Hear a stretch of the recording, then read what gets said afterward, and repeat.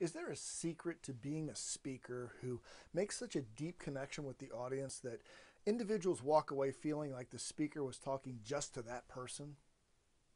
Or the person who gives a speech that is so inspiring that people can't wait to get out and take action? Is there a secret to that? Well, the answer to that question can be found in your next weekly dose of public speaking medicine.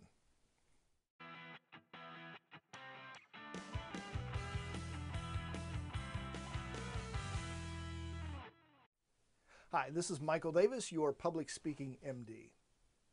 Have you ever heard a speaker who was so polished and so smooth you were just blown away? She either had beauty pageant looks or he had GQ looks. Somebody who almost looked perfect. Now, didn't that person, even though he or she looked really good and sounded polished, didn't they seem distant from you? Did they avoid making an emotional connection? Well, if your experience has been like mine, the answer to that question is an absolute yes. And there's a reason why. Those types of speakers typically love to tell you about how great their lives are. They've had great success. They drive expensive cars. They've made millions of dollars. Now, it's possible they may throw in a line or two about overcoming hardship, but their speech is one big pat on the back. Are you familiar with this kind of speaker? More importantly, have you ever been that kind of speaker?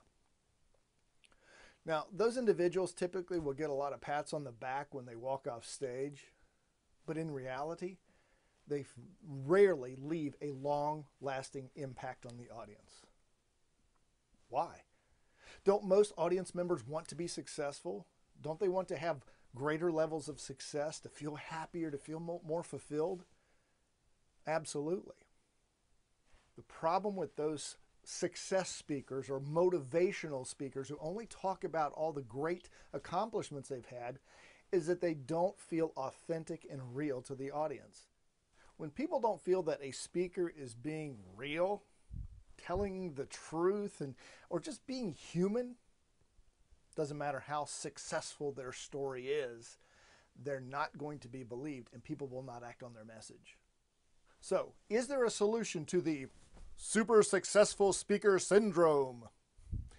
Actually, yes, there is. It's called sharing your setbacks, struggles, and strife before you share your successes. What does this mean? It means that every human being, every person sitting in front of you has had some type of difficulty. They may be going through some struggles right now. In fact, they may be in real pain. You could be one of the only opportunities for hope that this person has. The way you connect with that individual is to let him or her know, hey, I'm just like you. I've got pain and hurt and difficulty in my life. How did I learn this lesson?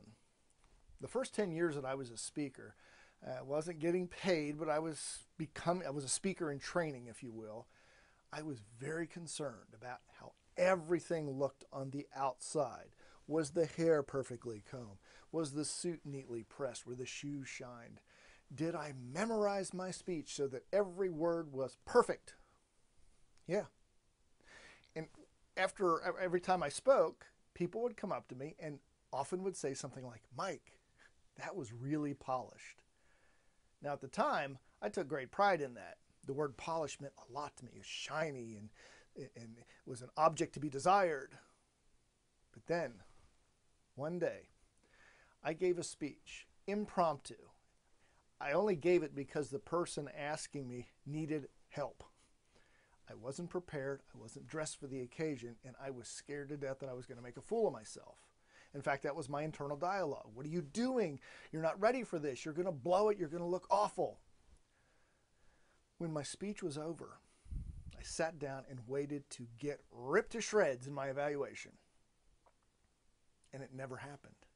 In fact, Chris, my evaluator, complimented me on a couple of points in the speech that were very good. He gave me some room for improvement. But when he ended, he said, Mike, I'm not sure what you did today, but I've never seen you be more real or authentic. Keep doing what you just did. What I had done is share a story of great difficulty in my life at that time. Since that day, I've become more and more comfortable with the idea of sharing my setbacks, struggle, and strife.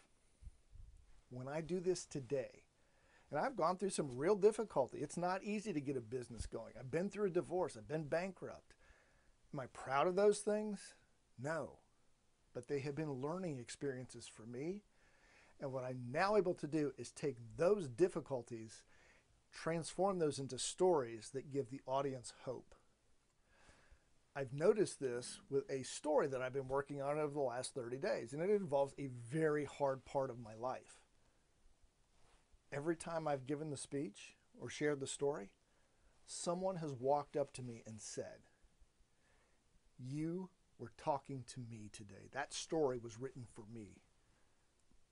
Wow, that's a powerful message back from the audience. To me, this story is not even where it needs to be, but by being authentic, being raw, and not worried about how I look or I move on stage or how's the hair, I'm making a connection. So I'm making progress as a speaker. I don't care how good you are, whether you're new or if you've been at this 30 years, you can always get better. And I find that I'm making deeper connection because I quit telling people about the successes in my life, at least in the beginning, and I talk about the struggle, strife, and setbacks that I've had. Now, with that said, ultimately the audience does want to hear about some success. They don't want somebody up there speaking who's had all difficulty. He's been bankrupt his whole life, has gone through 15 different divorces, and has children that will no longer speak to him. Yeah, that's not the kind of presenter people want to listen to. Ultimately, they want to know how you got through those tough times. What was the process of the method that you found to discover success? So what is your prescription for this week? It's actually quite simple. Be real. Be authentic. Be honest with your audience. Be willing to share your setbacks, struggle, and strife. When you do this, you will create an almost immediate bond, and they'll be much more likely to take action on your message. I look forward to seeing you in our next weekly dose of Public Speaking Medicine.